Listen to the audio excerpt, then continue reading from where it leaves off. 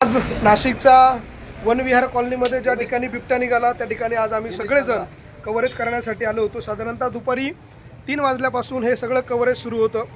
कुणाच्याही पोटामध्ये अन्नाचा कण नव्हता. मात्र संध्याकाळ झालेली आहे, साधारणतः 7:30 वाजलेले आहे आणि त्यानंतर आम्हाला कॅफे हब नावाचं MH15 कॅफे हब या ठिकाणी आम्ही आलेलो आहोत. आणि या ठिकाणी या ताईंनी शेगाव कचोरी अतिशय सुंदर बनवली आहे. तर ताई आपल्याबरोबर आहे.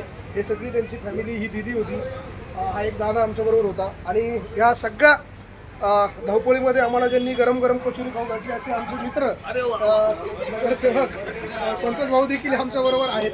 आणि आपण हे बघतोय इथे कोण कोण आमचे सगळे सहकारी आहे. आपण या सगळ्यांशी बोलणार आहे. त्यांना ही कचोरी कशी वाटली हे त्यांच्याकडनं आपण जाणून घेऊया. सुरुवातीला किरण गोटूर.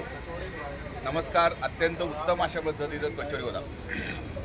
चंदनजी, कशी होती कचोरी? खूप सुंदर छान कचोरी आणि त्याच्यावर सुंदर असा कॉफी पण मिळालेली आहे. सागर, कशी वाटली? छान एकदम शेगावची कचोरी मिळाली खायला आणि कॉफी पण मिळाली. मयूर, काय वाटलं? एकदम अप्रतिम कचोरी आणि सुंदर कॉफी होती. सुंदर होती असं ते म्हणताय. आपल्यासोबत अभिजित सोनवणे देखील आहेत. अभिजितराव, कशी होती कचोरी? खूप छान होती. कॉफी देखील मस्त कडक कॉफी होती. आता आपण मुकुल कुलकर्णींना विचारूया. ते कॉफीचा अजून आस्वाद घेत आहे.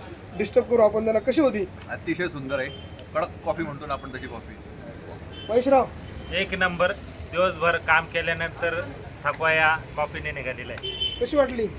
जवळपास 3 तास काहीच नव्हतं, धावपळ सुरू होती. मात्र इथे आल्यानंतर पोटात काहीतरी गेलं, कॉफी घेतली गरम, मन प्रसन्न झालं आहे.